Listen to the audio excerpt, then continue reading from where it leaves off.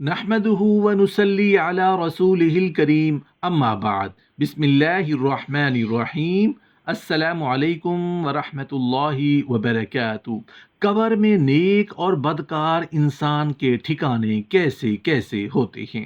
قبر میں راحت و سکون کن لوگوں کو ملتا ہے؟ قبر کا عذاب اور قبر کی وحشت کن لوگوں کے لیے ہے؟ حضرت ابو ہریرہ رضی اللہ تعالی عنہ سے مروی ہے کہ رسول اللہ صلی اللہ علیہ وآلہ وسلم بہت زیادہ یہ دعا فرماتے تھے، اللہم انی اعوذ بک من عذاب القبر، اے اللہ میں عذاب قبر سے تیری پناہ چاہتا ہوں۔ حضرت عائشہ رضی اللہ عنہا سے روایت ہے کہ سرکار دو عالم صلی اللہ علیہ وآلہ وسلم نے فرمایا، قبر کا عذاب برحق ہے، اس میں کوئی شبہ نہیں ہے۔ محترم ناظرین، قبر کی آگ اور باغ و بہار دنیا کی آگ اور بہار کی طرح نہیں ہے، اس کا اہل دنیا مشاہدہ کر سکیں، بلکہ آخرت کی آگ دنیا کی نار و بہار سے کہیں زیادہ قوی ہے۔ آخرت کی چیزوں کی دنیا کی اشیاء سے مشابہت نہیں دی جا سکتی، اور نہ ہی قبل از موت اہل دنیا ان کا مشاہدہ کر سکتے ہیں۔ اللہ تعالیٰ ان پر ان کی قبروں کی مٹی اور پتھر بھی بھڑکا سکتا ہے جن میں وہ مدفون ہے، لیکن اگر انہیں اہل دنیا چھو کر دیکھیں تو انہیں ذرہ برابر گرمی کا احساس نہ ہو۔ اسی طرح حق تعالیٰ انہیں باغ و بہار بنا دیتا ہے، بلکہ ایک ہی قبر میں دو شخص مدفون ہوتے ہیں۔ ایک کے لیے یہ قبر جہنم کا گڑھا ہے، مگر اس کی گرمی کا احساس اس کے پڑوسی کو نہیں ہوتا، اور ایک کے لیے جنت کا باغیچہ ہے، لیکن اس کی راحت افزا نعمتوں کا احساس اس کے پڑوسی کو نہیں ہوتا۔ اللہ تعالیٰ کی قدرت تو اس سے بھی زیادہ کہیں وسیع اور ہر انگیز ہے، مگر لوگوں کو جن باتوں کا علم نہیں ہوتا انہیں جھٹلا دیا کرتے ہیں۔ مگر اللہ تعالیٰ جنہیں تسلیم و یقین کی توفیق عطا فرمائے اور تکذیب حقائق سے محفوظ رکھے۔ غرض کہ اللہ تعالیٰ قبر میں کافر کے نیچے آگ کا بچھونا بچھا دیتا ہے، جس سے اس کی قبر تنور کی طرح بھڑکتی اٹھتی ہے۔ پھر جب اللہ کو منظور ہوتا ہے تو اس پر اپنے کسی بندے کو مطلع بھی فرما دیتا ہے اور دوسرے سے چھپا کر رکھتا ہے، کیونکہ اگر قبر کے عذاب سے عام لوگ مطلع ہو جائیں تو ایمان بالغیب کہاں رہے، اور لوگ مردوں کو دفن کرنا چھوڑ دیں، جیسا کہ رسول اللہ صلی اللہ علیہ وآلہ وسلم نے فرمایا، اگر مجھے یہ ڈر نہ ہوتا کہ تم دفن کرنا چھوڑ دو گے تو میں اللہ تعالیٰ سے دعا کرتا کہ میری طرح تمہیں بھی عذاب قبر سنا دے۔ حضرت جابر بن عبداللہ رضی اللہ تعالی عنہ سے روایت ہے کہ رسول اللہ صلی اللہ علیہ وآلہ وسلم نے فرمایا، جب حافظ قرآن مرتا ہے تو اللہ تعالیٰ زمین کو حکم دیتا ہے کہ اس کا گوشت نہ کھانا۔ اس پر زمین کہتی ہے کہ اے رب، میں اس کا گوشت کیسے کھا سکتی ہوں جبکہ اس کے پیٹ میں قرآن پاک موجود ہے۔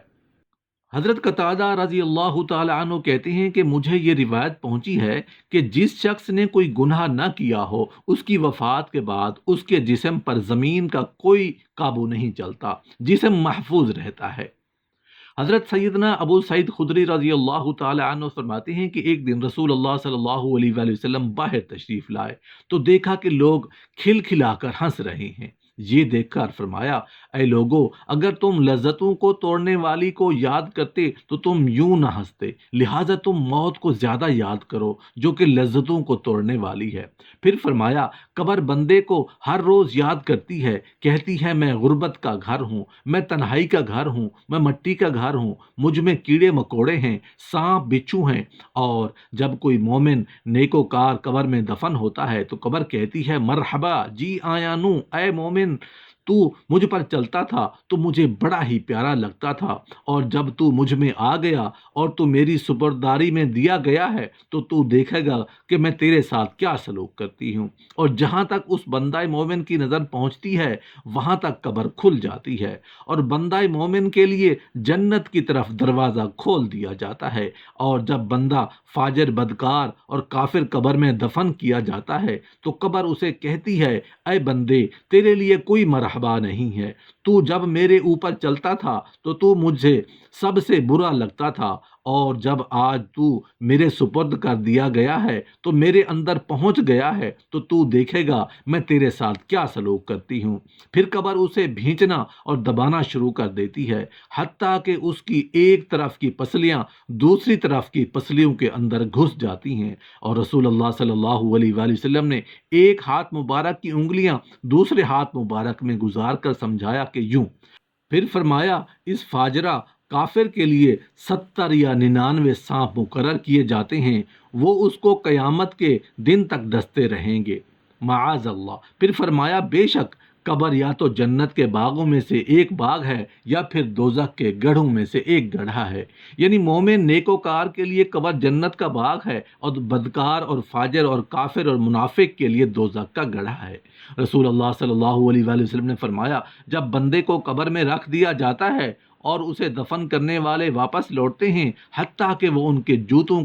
کا کھٹکا سنتا ہے، تو اس کے پاس دو فرشتے آتے ہیں اور اسے اٹھا کر اس سے کہتے ہیں تو اس شخص یعنی محمد صلی اللہ علیہ وآلہ وسلم کے بارے میں کیا کہا کرتا تھا؟ تو اگر وہ مومن ہوتا ہے تو کہتا ہے گواہی دیتا ہوں کہ وہ اللہ کے بندے اور اس کے رسول ہیں۔ پھر اس سے کہا جاتا ہے کہ جہنم میں اپنے ٹھکانے کی طرف دیکھ، اللہ نے تجھے اس کے بدلے میں جنت میں ایک ٹھکانہ دے دیا ہے۔ وہ دونوں ٹھکانوں کو دیکھتا ہے، پھر اس کی قبر 70 ہاتھ فراخ کر دی جاتی ہے، اور دوبارہ جی اٹھنے کے بعد یعنی قیامت تک سر سبزی و شادابی بھر دی جاتی ہے۔ جبکہ کافر یا منافق کا یہ حال ہوتا ہے کہ اس سے پوچھا جاتا ہے کہ تو اس شخص کے بارے میں کیا کہا کرتا تھا، تو وہ کہتا ہے کہ مجھے کچھ علم نہیں، میں وہی کچھ کہا کرتا تھا جو لوگ کہتے تھے۔ پھر اسے کہا جاتا ہے تو نے کچھ جانا نہ پڑھا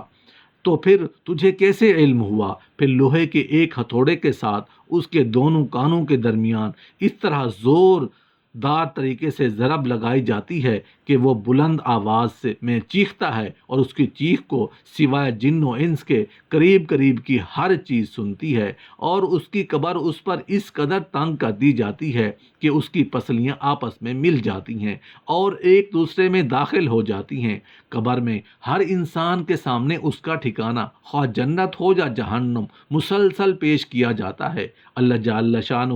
سورۃ المومن میں فرماتے ہیں فرعون اور اس کے ساتھی صبح شام آگ کے سامنے پیش کیے جاتے ہیں، اور جس دن قیامت برپا ہوگی حکم ہوگا کہ آل فرعون کو سخت ترین عذاب میں ڈال دو۔ حضرت ابن عمر رضی اللہ تعالی عنہ سے مروی ہے کہ رسول اللہ صلی اللہ علیہ وآلہ وسلم نے فرمایا تم میں سے جب کوئی شخص مر جاتا ہے تو صبح شام اس کا ٹھکانہ اس کے سامنے پیش کیا جاتا ہے، اگر وہ جنتی ہے تو اس کا جنت والا ٹھکانہ، اور اگر جہنمی ہے تو اس کا جہنم والا ٹھکانہ، اور اس سے کہا جاتا ہے یہ تیرا ٹھکانہ ہے حتیٰ کہ قیامت کے دن اللہ تجھے دوبارہ اٹھا لے۔ حضرت ابن عباس رضی اللہ تعالیٰ عنہ فرماتے ہیں کہ رسول اللہ صلی اللہ علیہ وآلہ وسلم نے فرمایا اگر قبر کے بھیجنے سے کسی کو چھٹکارا مل سکتا تو سعد بن معاذ اس سے ضرور نجات پاتے، لیکن وہ بھی ایک مرتبہ بھیجے گئے، پھر ان سے قبر ڈھیلی کر دی گئی۔